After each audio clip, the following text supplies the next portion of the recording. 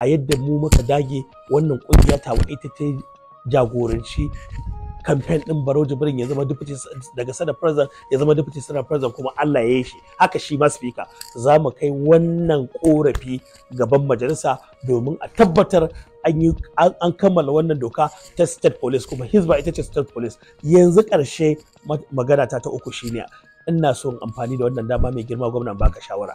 Akwai wani ɗan karakaini da ka ba wa shawara ka ba shi advisor akan harka addini, to ina so ka sani ba masanin ilimin addinin musulunci ba ne, masanin ilimin falsafa ce na waka, history ya karanta. Wannan Bola Tinubu abinda Buhari ya muku yan kudu ya taimake ku ya ba ku kayan aiki ya muku ayyuka mu ma yan arewa a yanzu mana ana yi tare da shi yana da hannu a yanda ake tafi da mulkin ƙasa. Amma mu arewa an yanke mu misali ta ku ajiye tenuwa ɗaya zai in ma ya wuce. Sunana Honorable Musa Mujahid Zaita, shugaban haɗakar ƙungiyoyin matasan arewa. To Mujahid Zaitawa da me kake tafe? Ina tafe da shawarwari a wannan karan da kuma godiya ga zababben gwamnan jihar Kano Abba Kabir Yusuf. Shawarar da nake son bashi kafin godiyar ita ce, mai girma gwamna Allah ne ya zaɓe ka. Ka ji tsoron Allah. Ka tuna tarihi yana da muhimmanci. Tarihin zamantakewarmu da addininmu da al'adarmu a haɗe suke, ko da turawa suka zo zuwa suka same mu ba yadda za su yi da mu, sai suka kawo mana western education. Amma abin da yake faruwa, ya kamata idan kana da wata ajanda to ka aje ajandar, domin ba za ta tafi daidai da al'ada da zamantakewar mutanen jihar Kano ba. Daga nan kuma za ka samu matsala.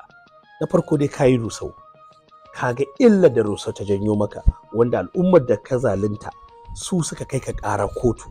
Bayan da suka kai ka ƙara kotu, asara ce guda biyu: asarar rusau da kai musu da biliyoyin kuɗi, sannan kuma da asarar kuɗin da za ka samu daga federation account. Sai ka biya wannan kuɗi wadda ya kamata a ce al'ummar jihar Kano sun amfana a gwamnatinka da ci gaban da za ka kawo.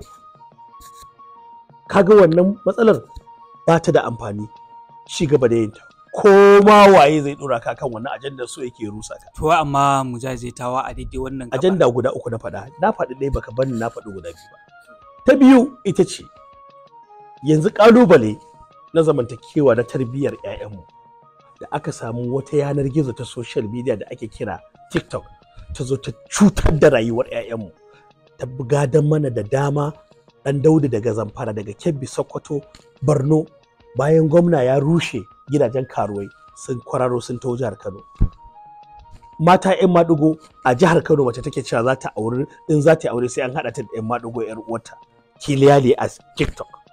Aka samu wata kunya take da suna ko gona, ta zo take cin zarafin malamai, take cin zarafin addinin Allah, ta kira kanta ita kawaliya ce, ta kira kanta gidan Badamasi, shi da gidan magajiya, amma take tirtinin cewar idan an taba ta za ta fasa gwai, to kwanwa za ta fasa.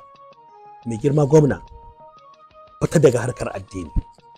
Na baka shawarwari a kafafen yada labarai tun da na ji wannan matsala, na ce siyasa ta ƙare, domin mun ga irin wannan ƙalubale da a gwamnatin baya ya faru. Shine da kes izo na addini da wani malami ya taba addinin Allah, ya taba manzan Allah. Kaf malaman jihar Kano akwai rigima tsakanin Qadiriyya da Izala da Tijjaniya, suka haɗe kansu zuwa yau sama da shekara 40 ana rigimar nan, amma ta ƙare, domin su tabbatar an hukunta wanda ya yi wannan barin zance ga ma'aiki. Kuma har yau wannan mutuntakar ita take sa Kano take zaune lafiya. Da Boko Haram ta zo ba ta tasiri a jihar Kano ba, domin addu'ar da Allah ya sa bayan Allah suka yi wa jihar Kano shine wajen kare mutuncin jihar Northwest gaba ɗaya kaf, Sokoto, Kebbi, Zamfara, Kaduna, ko ina ba zaman lafiya, kidnapping, insurgency da insecurity. Amma jihar Kano kaɗai ta ɗauki kambun 'yan Kimbin, 'yan Zamfara, 'yan Sokoto, 'yan Kaduna. Kano suke zuwa su yi kasuwanci, su zauna lafiya. In ya kasance sanadiyarka za a samu matsalar da taɓarɓarewar zaman lafiya za ta faru, musamman a harkar addini, to ba ƙaramin ƙalubale ba ne za ka bar wa 'ya'yanka da jikokinka tarihi. kuma wannan ba abin da yake fatan mu bane, domin mu ejen ne na dimokuraɗiyya. In Allah ya sa kana gwamna ba ma ja da lamarin Allah, dole mu taho mu baka shawara domin inda Kano za ta samu ci gaba. Abin da nake kokarin in gaya wa al'umma a kai shine maganar matsalar yadda na bada shawara a kafafen yada labarai akan wannan jagoran malamin nan Malam Aminu Daurawa da Allah ya sa ya jajirce wajen kauda badala da rigar Hizba. Rigar Hizba kuma rigar addini ce. Kowa ya sani akwai kes a national yanzu da ya taso na state police. Ina so sanar da mutanen jihar Kano su sani Hizba ita ce state police ɗinmu. Wannan ko kun sani ko ba ku sani ba, shi isa ake ƙoƙarin a yaƙi mutanen da za su zo su gyara tarbiyyar jihar Kano, musamman Malam Aminu Daurawa da duk ɗariƙun nan sun yarda da ingancinsa, duk matasa sun yarda da ingancinsa. To wai amma a nan gabar tunda shi gwamna jagora ne, kenan idan aka yi tuntuɓe ba zai fito ya magana ba? Ai tuntuɓan yana da iko da kowa a jihar Kano, da a lokacin kafin wannan mazigan su ba shi wannan mummunar shawara su ɗora shi ya kitso a mugun zare. Ai ya kamata ya samu access da Malam Aminu Daurawa, domin yanzu da ta kwaɓe ba ga shi ya taka ya je gidan Malam Aminu Daurawa ba ya ba shi haƙuri. Su kuma malaman Kano suka ce ba haƙuri ba ne ba, babu wanda ya dace da wannan kujera domin ya yi aikin Allah sai Aminu Daurawa. Suka ɗauko Malam Aminu Daurawa suka ce aljaza lisan illa lisan, tun da gwamna ya gane kuskurensa zo mu je ka karɓi kujerar nan. Kuma a jiya alhamdulillahi an je an zauna an fahimci juna. Malam Aminu Daurawa Allah ya saka maka da alkhairi da abin da kai wa kaceci mutanen jihar Kano. Kuma ko ba komai Hizba ta samu gindin zama, domin mu za mu tafi Abuja wallahi tunda an yi second reading na wannan doka. Za mu gana da speaker, za mu gana da deputy senate president, duk wanda shi ne na 5 a Najeriya, shi speaker shi ne na 4, kuma 'yan Northwest ne, musamman shi Barau Jibrin dan arewa ne, dan jihar Kano ne, kuma mai kishin addininsa da al'ummarsa.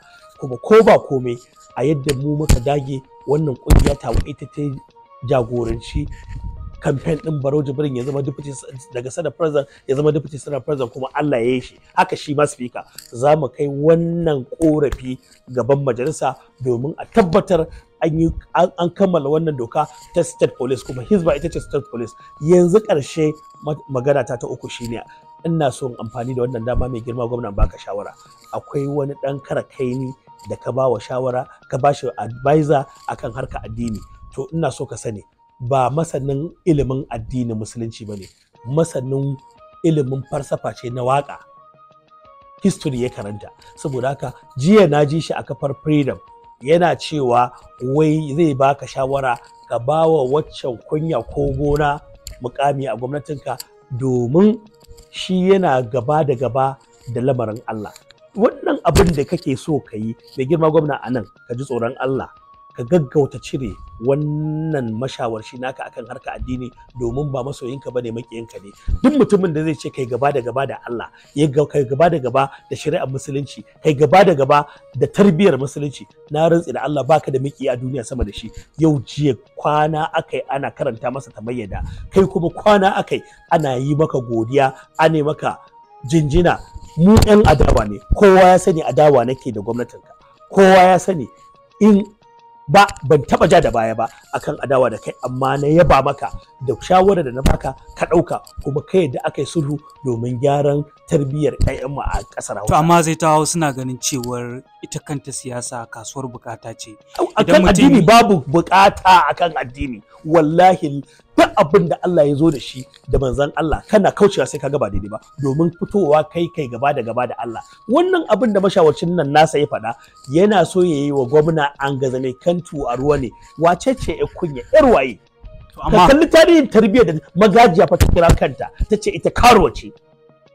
Ya ilahi, me dalilin da yasa ba za a gaggauta hukunta ta ba domin ya zama darasi ga na'in baya? Ni din nan zan iya baka misali, lokacin da kullun ka bude rediyo zaka ji an ce mace ta daba mijinta wuka, wacce mace akan kes din Maryam Sanda. Na je kotu na video clip ana cewa an yanke mata hukunci, minti 1 ne clip din. Wallahi daga wannan ranar gaba daya harkar sara suka na mata da suke wa mazaje aka daina, domin matan sun ga an yanke mata hukuncin kisa na zahiri. Kuma ko da aka ɗauko harkar drugs, ni ina mashawarci a majalisa ta 8 na ɗauko sanatoci na kawo jihar Kano, aka yi taro a Bristol domin sanin matsalar da ta haifar da harkar shaye-shaye. Ai mafita aka samu, kodin yanzu ya koma naira 7,000. Matan da suke sha suka ya ragu, inflation na demand ya ragu. So abin da nake kokarin gaya mutane, ko a baya da naga harkar suka da aka zo ana yi, na ɗauko taro na stakeholder na kawo Kano ranar 2 ga watan February 2022, na ɗauko su Major Hamza Al-Mustapha da NDLE Buba Marwa, muka zo nan Mina Hall muka yi taron yaƙi da matsalar shaye-shaye a jihar Kano. Daga nan Hamza Al-Mustapha tsohon dogaran Sani Abacha marigayi ya fito da baɗalar cewar yana ba wa gwamnati shawara akan lalle a wannan security meeting din da aka yi ya kamata a taka birki akan masu shisha joint domin ana hadawa da wiwi, shi yake jirkita kwakwalwar matasa suke haukacewa.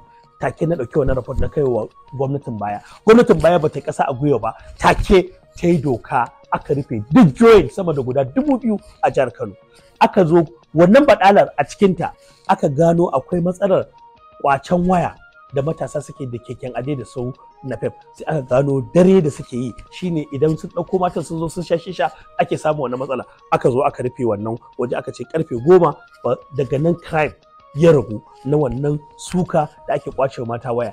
Duk problem akwai solution ɗinsa. Yanzu wannan abubuwa da nake gaya gwamna, ka guji je ka kalli tarihi, zamantakewa mu, addinin mu, al'adar mu tare suke tafiya. Ana kaucewa daga demand na interest ɗin al'umma, za ka samu kalubale, domin wayewar Kano sama da shekara 1000 ne. Kasuwanci namu ne, addini namu ne, kuma tare suke tafiya kafada da kafada da zamantakewa mu ta ƙasar Hausa. In har ka ɗauki wannan shawara, ka haƙura da ajandar iyayen gidanka, ina mai tabbatar maka, na rantse da zatin Allah, na rantse da Allah, ba za a samu gwamnan da zai samu farin jini kamar ka ba. Amma in ka fara da lam'a a jikinka, shine sauka daga layin addininmu da al'adarmu, to ina mai tabbatar maka, wallahi tallahi zaka ga boran mutanen jihar Kano kamar yadda suka yi maka akan Rusau, kamar yadda suka yi maka akan wannan magana da kai lafazi ne kankani, amma dubi implication din duk ƙasar Hausa, tun daga Mali, North West, North Central, North East, gaba ɗaya Allah waje malamai suke yi akan ka sauka daga layi. Ina sakonka na ƙarshe? Sakona na ƙarshe shine, ina fatan mai girma gwamna za ka zauna da malaman jihar Kano a nemi conference na zama wanda za a tattauna akan matsalolin jihar Kano da yadda za a nemi musu mafita. Kowane agency, 'yan kasuwa ka ɗauki mashawarci daga cikin 'yan kasuwa ka bayar, malaman addini su ba da mashawarci wanda za ka bayar daga cikinsu, domin shi zai ji ƙorafinsu ya kawo maka. Idan kuma ka dawo kan ɗalibai, ka ɗauki student affairs ka ba wa ɗalibai, ka dawo kan talakawa, ƙungiyoyinmu irin na matasa wanda muke tare da al'umma, masu rogo, gyaɗa, zogale suna tare da mu. Mu ma za mu rinka baka shawara ta gaskiya domin ci gaban jihar Kano, domin shine a gaban mu. Mu a yanzu mun zama ba adawa za mu yi da kai ba, shawara za mu baka, domin mun san cewar kai mai ɗaukar shawara ne kamar da ka ɗauki ta Malami da Daura.